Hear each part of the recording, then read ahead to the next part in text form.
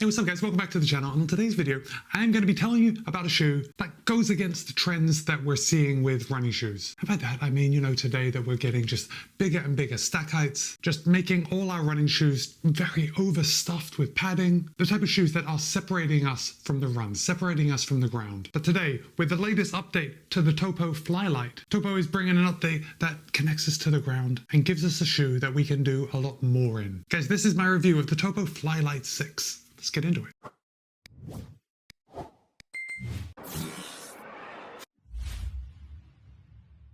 First of all, I do just want to say thank you to TOPO. They were good enough to send me this pair of the FLI-LYTE 6 for the purpose of review. However, they haven't told me what to say. They don't have any editorial privileges, and all the thoughts and opinions are my own. With that said, you're going to be able to pick up a pair of the TOPO FLI-LYTE 6 for just $125. So yes, the price is definitely right with the FLI-LYTE 6. Now, I already said that this shoe kind of bucks the trend of that max stack height shoe that we're seeing in so many more shoes nowadays. So we'll start with the stack height. The FLI-LYTE 6 has 23 in the heel, 20 in the forefoot for a 3mm drop. Now, on TOPO's website, they actually call this a moderately stacked shoe. But I think if we're comparing it to everything else out there, this is definitely a low stack shoe. Even though, keep in mind, it wasn't that many years ago that a shoe with a 23mm stack was absolutely normal. So if you prefer having a little bit of ground feel, you know what I mean? Like running in shoes that actually connects you to the run a little more, and keep watching. As far as weight goes, no one's going to be surprised to know that this shoe is pretty light. In fact, TOPO claims that in a US men's size 9, the FLI-LYTE 6 will tip the scale at 7.8 ounces or 221 grams. However, in my size, a US men's size 13, it will tip the scale at 9.2 ounces or 260 grams. So this thing is very, very light. So let's start at the top and work our way down.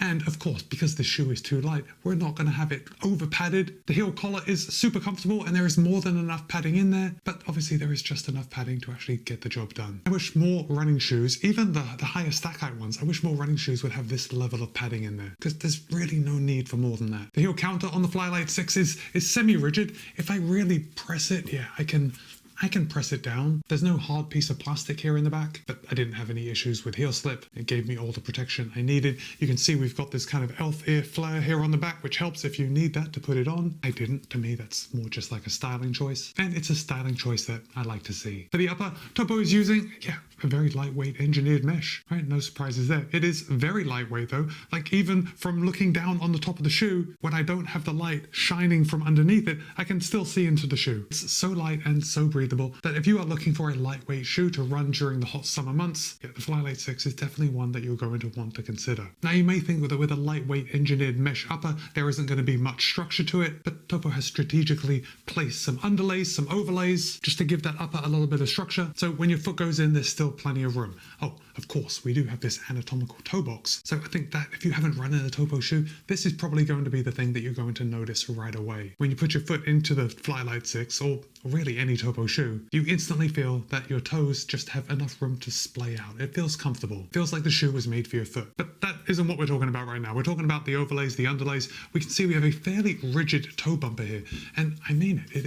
It's fairly rigid. And that is just keeping the front of the upper up to give your feet the feeling of even more room. I'm surprised how firm this is. Like, you could kick a reasonably sized rock in these. I don't recommend it, if for no other reason that you would mess up this gorgeous white colorway with extra scuff marks. In fact, you know what? Let's just stop the overlays for just a second and talk about the aesthetics, because if you've seen any of my TOPO reviews, you know that I am a big fan of the TOPO aesthetic. I love how clean and how fresh it looks. But there is a downside to this fresh and clean look, in that every time I get a new pair of TOPO shoes, especially in white, I know that disappointment is just around the corner. Because if I go for a run and it's just a little dirty out, maybe it's rained, it's not raining at the moment, but maybe it's rained and there's just dirt on the road. The first time I notice that the upper is dirty, I die a little bit inside, because I know that the shoe will never be as clean and fresh as it was before I took it out for the run. And look, I know running shoes are meant to be running, and yes, if you run in them outside, they are going to get dirty, but that doesn't stop the disappointment from when it actually happens. You know what I mean? Trail shoes are totally different. Like when they get dirty,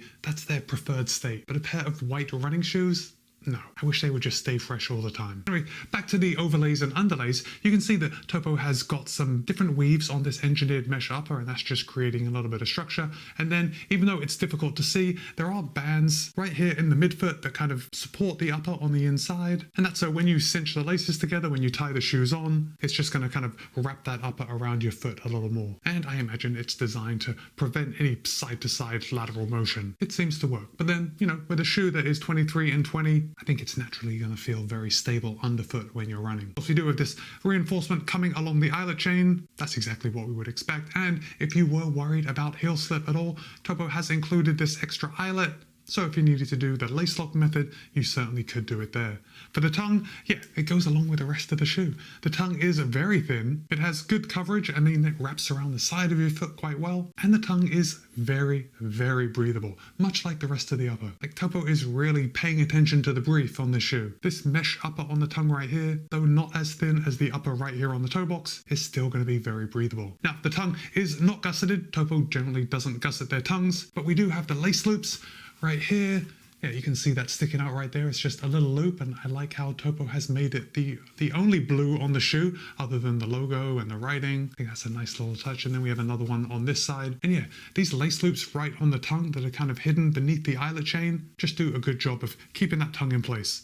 I had no issues with any tongue migration. Coming down to the midsole, yeah, Topo doesn't really give us much information other than it's a zip foam midsole. And zip foam is Topo's catch-all term for their midsole foams. Not all zip foams are created the same. Some are firmer, some are softer, and it seems to me that the zip foam is getting a little softer as time goes on. And it's difficult for me to explain the firmness or the softness of zip foam in a shoe like this because we do have that limited stack height. Remember, 23-20. So naturally, with less foam beneath your feet, the shoe is going to be just a little firmer, but certainly not too firm, and it's not even something that I would call a firm ride. It's just firmer than the super plush max stack height shoes that some of us may be used to. But this firmer midsole actually works as a benefit for the FLI-LYTE 6 because it extends its use case. So if you were someone that didn't want just one pair of shoes to go out for a run, like maybe you wanted to buy a pair of shoes and use them for other things, well, I think this is fresh enough to be like a fashion shoe. But moreover, I think if you're going for a run and then going to the gym, this is where the FLI-LYTE 6 is really going to excel. And that is a product of the zip foam, but mainly the lower drop and the lower stack height. The FLI-LYTE 6 is going to be really good in the gym because we do have that lower drop and that lower stack. So if you are lifting weights, you're not going to have that instability that comes with such a higher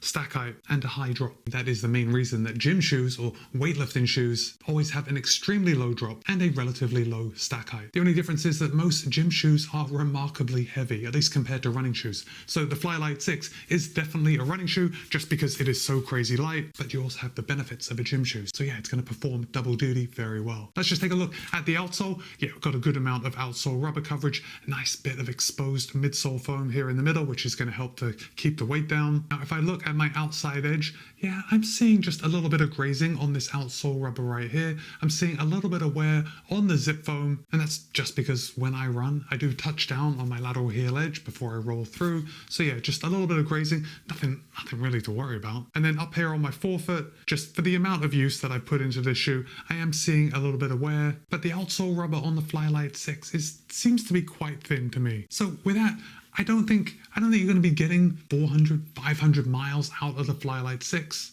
Ultimately, it doesn't really matter. It's $125. If you're lucky enough to find it on sale anywhere, it's going to be even less. So yeah, there's a little more wiggle room to replace your shoes a little more often when the price is this low. So what kind of runs are you going to do in the FLI-LYTE 6? Well, I'm glad you asked, because for me, this is not going to be a long run shoe. I am not going to take a shoe with a 23mm stack height in the heel and go out and run 20 miles in it. I just prefer a little more cushioning when I'm going to be out on my feet for so long. That's okay, because I have a lot of Topo shoes and Topo offers a lot of different things for different types of runs. For me, the FLI-LYTE 6 is perfect for these, well, really my daily runs. So anything up to an hour, maybe just a little over an hour. Runs where I want to run easy and then I want to throw in some strides, or I want to do some shorter intervals. With the FLI-LYTE 6 being so light, it's really going to adapt well to picking up the pace. Now, I wouldn't call this a race day shoe at all. It is strictly a training shoe in my mind. Topo does have a lot better options for race day, but for training, yeah, the FLI-LYTE 6 really just hits the nail on the head, especially if you only wanted one pair of shoes to do lots of different things. Now, I actually don't have many competitors to the FLI-LYTE 6. I was perhaps thinking of the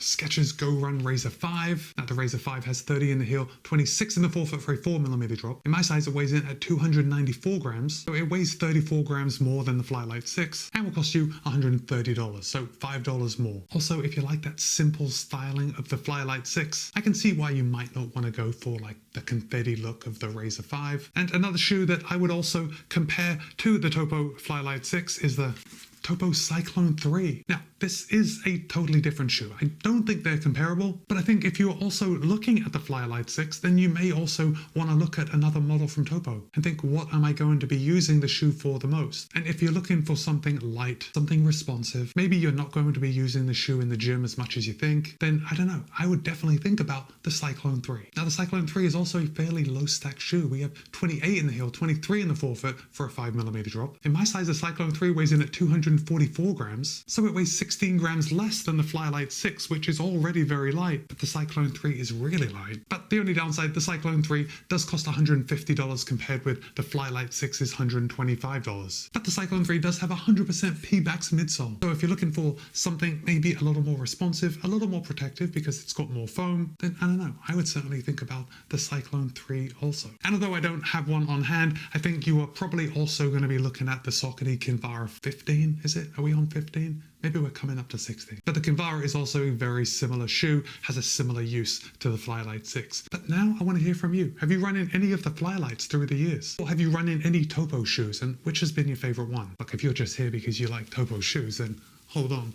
I gotta just show you my favorite TOPO shoe ever, which is absolutely nothing like the FLI-LYTE 6, but it's the Spectre 2. And I ran the London Marathon in this shoe, and it was a dream, a dream. In fact, this shoe made my list of favorite running shoes of 2024. But I don't want to take the spotlight away from the FLI-LYTE 6. So let's just keep it on here for now. Alright guys, answer those questions in the comments. I'll place a link in the show notes below in case you want to pick up a pair of the FLI-LYTE 6 for yourself. But for now, it's Matt B. Be kind, be happy, run well. I'll see you in a couple of days.